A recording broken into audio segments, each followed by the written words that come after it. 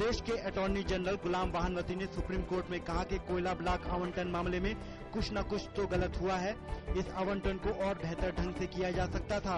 हालांकि उन्होंने यह भी कहा कि सरकार ने ये आवंटन अच्छी नीयत से किए थे। कोलकाता उच्च न्यायालय ने पश्चिम बंगाल सरकार को 7 दिन के अंदर में 2 बार सामूहिक बलात्कार की शिकार 16 साल की लड़की के पिता की याचिका पर जवाब देने को कहा। इस घटना के बाद इस लड़की की कथित तौर पर हत्या कर दी गई थी। कांग्रेस नेता जनार्दन द्विवेदी ने आम आदमी पार्टी पर हमला बोलते हुए कहा कि आज की स्थिति को देखते हुए आपके बारे में अंतिम निष्कर्ष पर पहुंचना ठीक नहीं होगा। उन्होंने आरोप लगाया कि आप में लोग सत्ता के लालच में शामिल हो रहे हैं।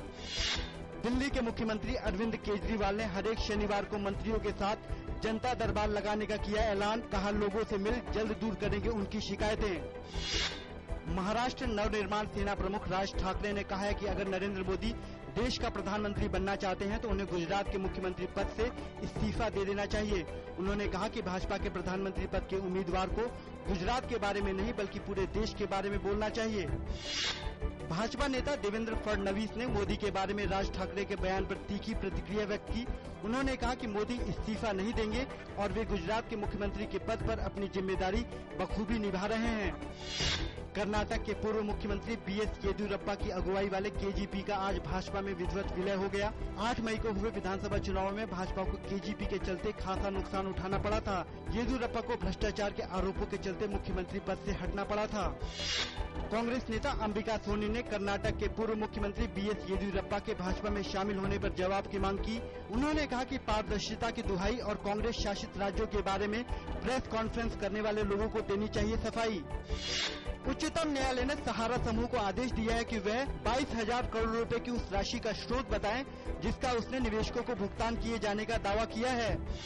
गुजरात के मुख्यमंत्री नरेंद्र मोदी ने 12वें प्रवासी भारतीय दिवस कार्यक्रम में कहा कि देश में राज्यों के बीच विकास को लेकर प्रतिस्पर्धा का माहौल है और यह स्पर्धा जितनी व्यापक होगी देश उतनी ही तरक्की करेगा।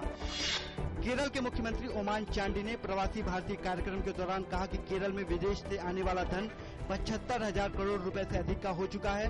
उन्होंने यह भी बताया कि सरकार की नीतियों के चलते केरल विश्व में निवेश के एक प्रमुख हब के रूप में उभर रहा है।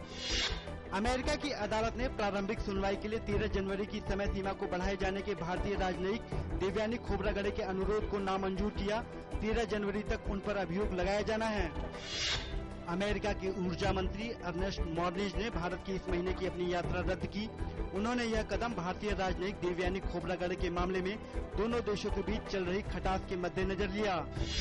पाकिस्तान की विशेष अदालत ने परवेज मुशर्रफ को 16 जनवरी तक पेश होने का दिया आदेश। पूर्व सैन्य शासक मुशर्रफ पर चल रहा है देशद्रोह का मुकदमा।